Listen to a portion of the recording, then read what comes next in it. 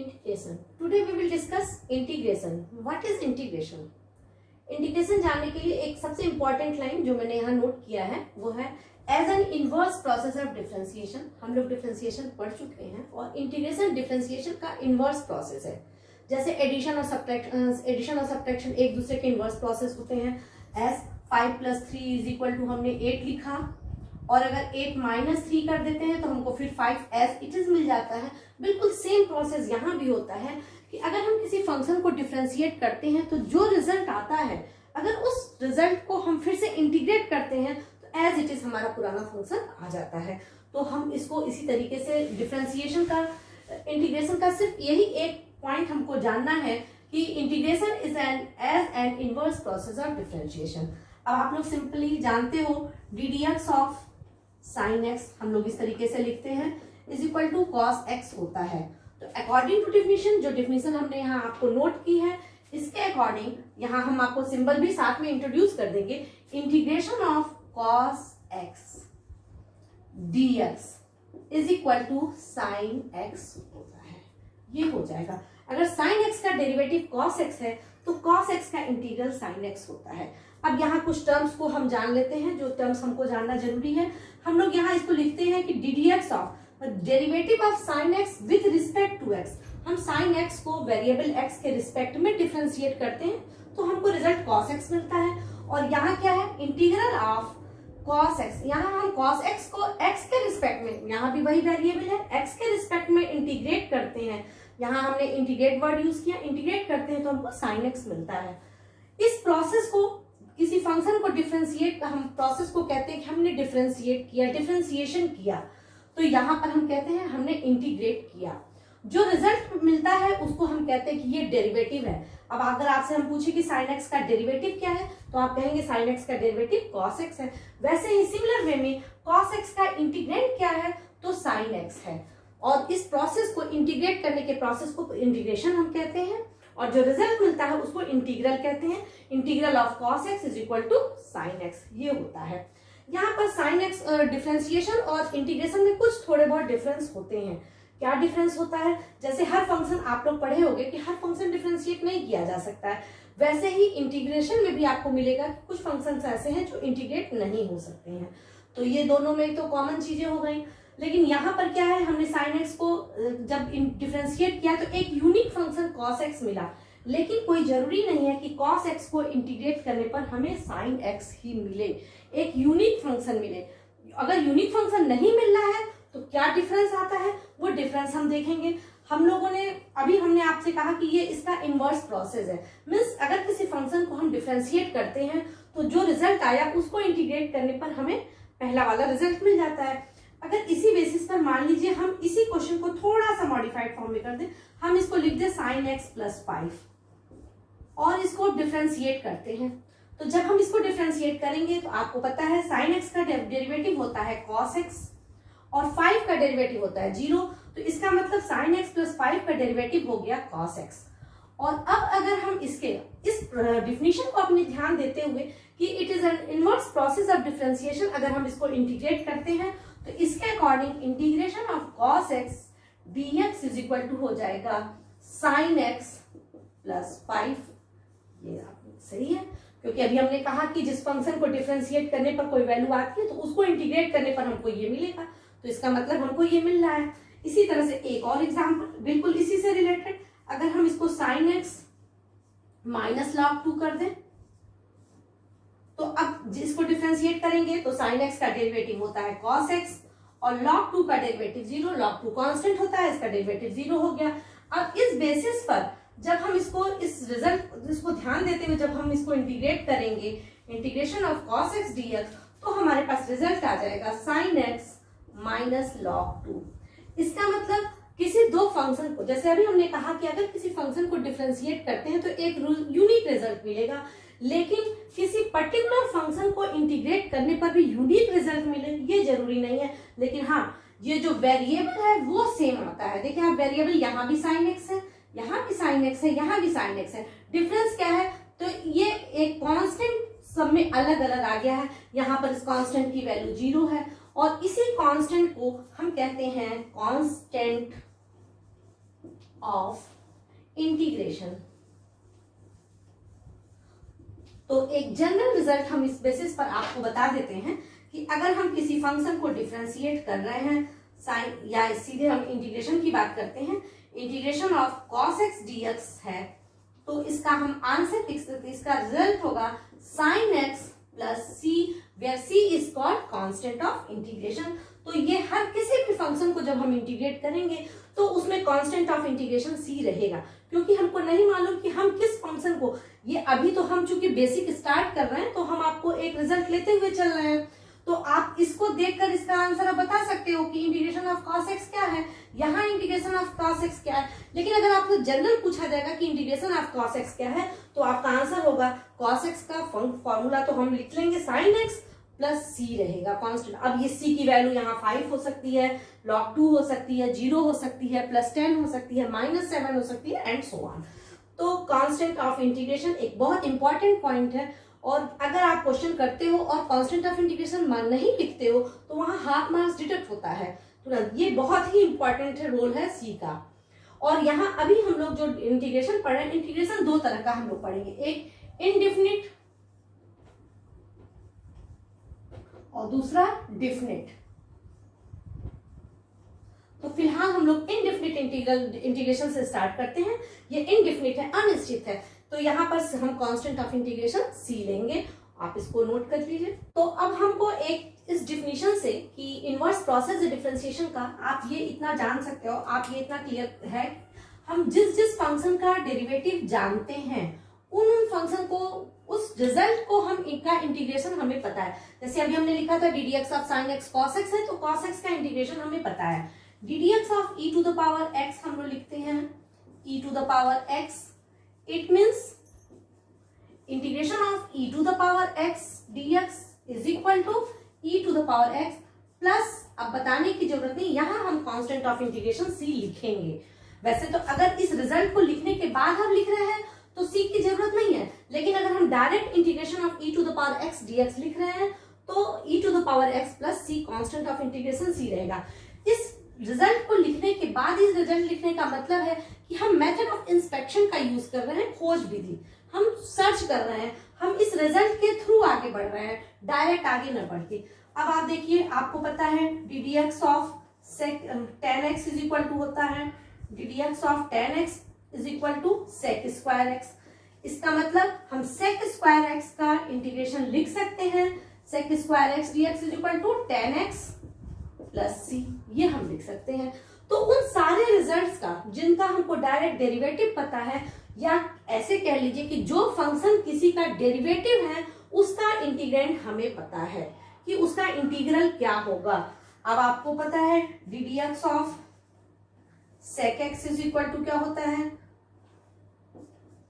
सेक x tan x. तो इसका मतलब integration of sec x tan x D x is equal to हो जाएगा सेक एक्स प्लस सी। तो उन सभी फंक्शंस का हम इंटीग्रेशन लिख सकते हैं। एक इंपॉर्टेंट रिजल्ट जो हम लिखते हैं d D x of x to the power n is equal to होता है n x to the power n minus one, और इसका इंटीग्रेशन जब इंटीग्रेट करते हैं तो फॉर्मूला हम इस फॉर्म में न लिखकर एक स्टैंडर्ड फॉर्म में कन्वर्ट करते हैं और लिखते हैं integration of x to the power N D x is equal to X to the power N plus one upon N plus one plus C. आप इसको इंटीग्रेट करके डिफरेंशिएट करके देखो, आप इसको डिफरेंशिएट करोगे तो आपको ये x to the power n आ जाएगा। इसको डिफरेंशिएट करने पर ये आना चाहिए। आप डिफरेंशिएट करके चाहो तो एक बार चेक कर लो, ये कांस्टेंट है, 1 अपॉन n प्लस 1 बाहर आ जाएगा। x to the power n का डिफरेंशिएशन क्या होता है, x to the power n, x to the power n minus 1 मतलब n, ये कैंसिल हो गया, देखिए x to the power n आ गया। तो इसीलिए हमने कहा है कि इसको, तो ये एक स्टैंडर्ड फॉर्म में थोड़ा सा हम कन्वर्ट करके लिखते हैं, तो ये आपको ध्यान में रखना है। और बाकी उन सभी, तो आपके फर्स्ट एक्सरसाइज में मैक्सिमम क्वेश्चन इसी बेसिस पर दिए गए हैं जो डायरेक्ट किसी न किसी का इंटीग्रेंट है या किसी फंक्शन का डेरिवेटिव है। उन फंक्शन को हम कैसे इंटीग्रेट करेंगे, जैसे सेक स्क्वायर एक्स को हम कैसे इंटीग्रेट करेंगे, सेक एक्स टेन एक्स को कैसे इंटीग्रेट करेंगे, 1/x को कैसे इंटीग्रेट करेंगे। आपको पता है log x का डेरिवेटिव 1/x होता है, इट मींस 1/x का इंटीग्रेंट क्या हो जाएगा, log x हो जाएगा। तो उन सभी फंक्शंस का तो फर्स्ट एक्सरसाइज हम लोगों को इसी बेसिस पर करना है। लेकिन इससे पहले एक क्वेश्चन आपको इस तरीके से करना है कि find the anti derivative by using the method of inspection. Anti derivative, हम इंटीग्रेशन को ही एंटी डेरिवेटिव भी कहते हैं। अभी हमने कहा इनवर्स प्रोसेस है तो इसको हम एंटी डेरिवेटिव कहते हैं। तो एंटी डेरिवेटिव हम मेथड ऑफ इंस्पेक्शन से कैसे पता करेंगे, इस पर हम एक क्वेश्चन आपको सॉल्व करते हैं। Find an anti derivative of given function by the method of inspection. Method of inspection नाम से क्लियर है, इंस्पेक्शन मतलब हमको खोजना है, सर्च करना है, तो आपको एंटी डेरिवेटिव निकालना है। एंटी डेरिवेटिव का सिंबल हमने बना दिया, हमको ये फाइंड आउट करना है कि एंटी डेरिवेटिव का सिंबल है या कह लीजिए इंटीग्रेशन का सिंबल है। अब ये निकालने से पहले हमको फंक्शन हमने अभी लिखा था integration of sine x, by chance हम लोगों ने इसी क्वेश्चन को सॉल्व किया था। यहाँ पर साइन 2x है, तो हम कैसे इसको सर्च करेंगे।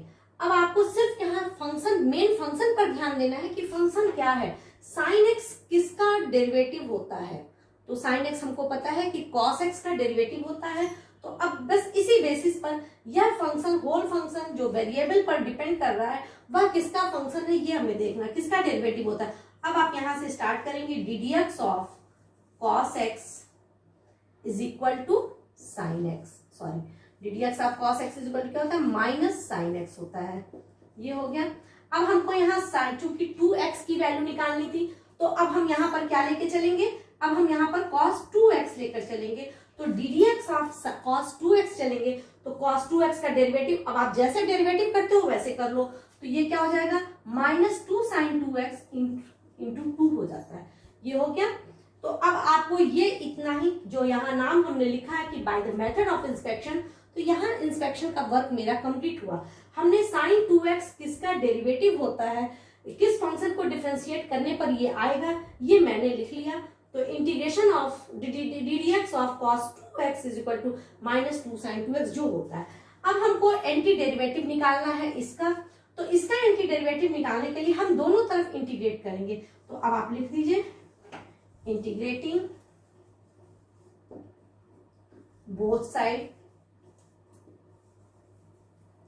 अब क्या हो जाएगा, integration of ddx of cos 2x dx, ये इंटीग्रेशन के साथ 2x, ये सिंबल हमारा यहाँ पर ये सिंबल रहेगा। यहाँ पर कोई भी फंक्शन fx हम यहाँ पर यूज करते हैं, उस fx की जगह हमारा cos x है, is equal to minus 2 integration of, जैसे डेरिवेटिव में कांस्टेंट बाहर हो जाता है वैसे ही इंटीग्रेशन में भी कांस्टेंट बाहर हो जाता है, sin 2x dx।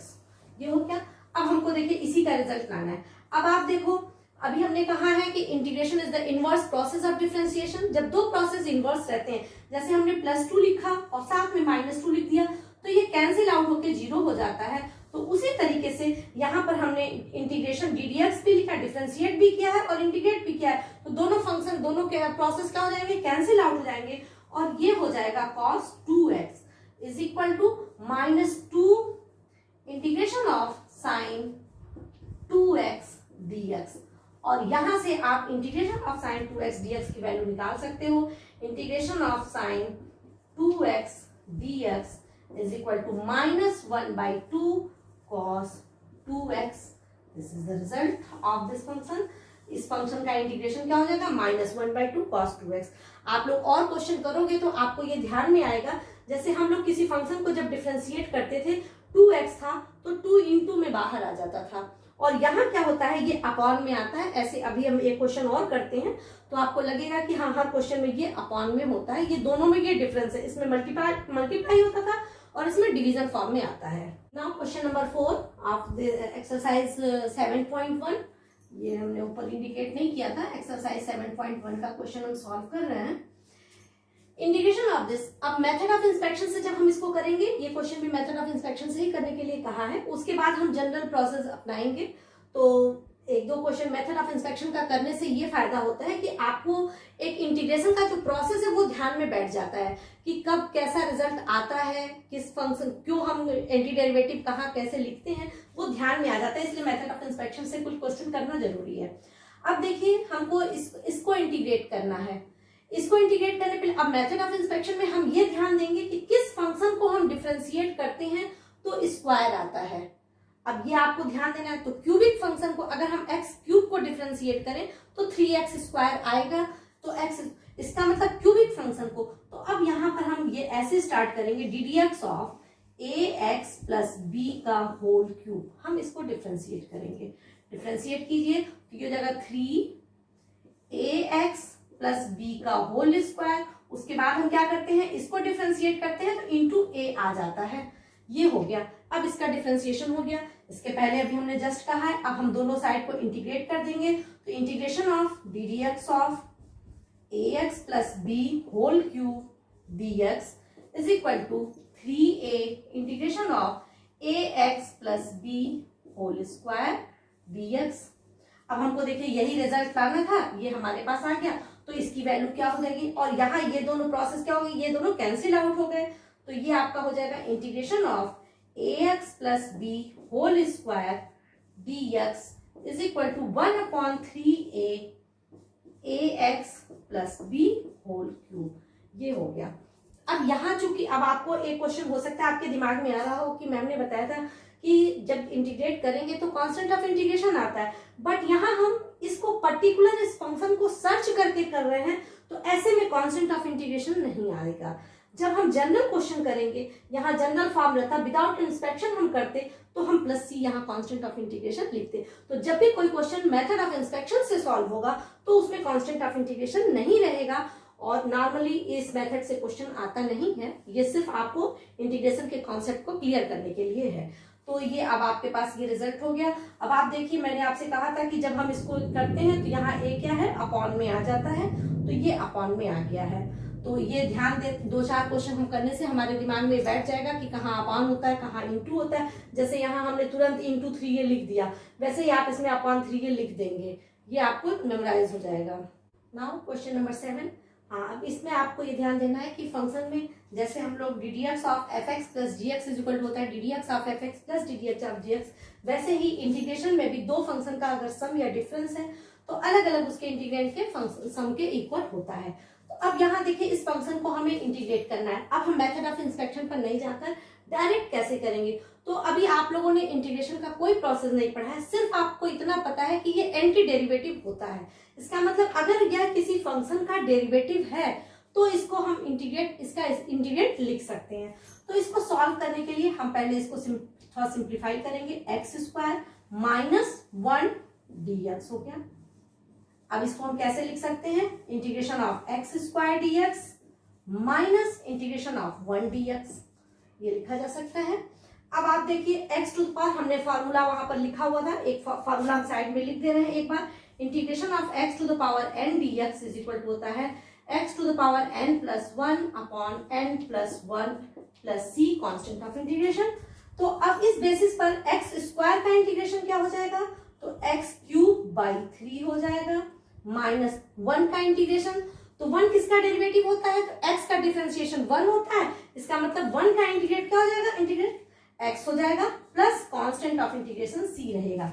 अगर आप इसको एक बार डिफरेंशिएट करके देखना चाहो तो x क्यूब का डिफरेंशिएशन क्या होगा, 3x स्क्वायर, 3 कैंसिल हो गया, x स्क्वायर आ गया। x को डिफरेंशिएट करोगे 1 आ गया, c को डिफरेंशिएट करोगे 0 आ गया। तो हमको एज इट इज मिल गया। इसका मतलब हमारा जो प्रोसेस है वो सही है। अब इसी तरीके से हम क्वेश्चन नंबर 11 को सॉल्व करते हैं। क्वेश्चन नंबर, अब इसमें आपको थोड़ा सा क्वेश्चन को अब बढ़ता जाएगा पैटर्न आपका, तो क्वेश्चन को सिंपलेस्ट फॉर्म में आप अपने अकॉर्डिंग कन्वर्ट करोगे। तो अपने अकॉर्डिंग कन्वर्ट करने में हम इसको क्या करेंगे, x cube by x square plus integration of, यहाँ dx रहेगा, ये छूट गया, integration of 5x square upon x square dx minus 4 integration of 1 upon x square dx। ये हो गया। अब इसको क्या लिखेंगे, integration of x dx plus integration of 5 dx minus 4 integration of, अब इसको थोड़ा सा हम इस फॉर्म में कन्वर्ट कर लें तो हमारे लिए कन्वीनियंट रहेगा। इस फॉर्म में हमने कन्वर्ट कर लिया। अब देखिए, x किसका डेरिवेटिव होता है, या आप ऐसे कर लीजिए, इस फॉर्मूला का प्रयोग यूज कीजिए।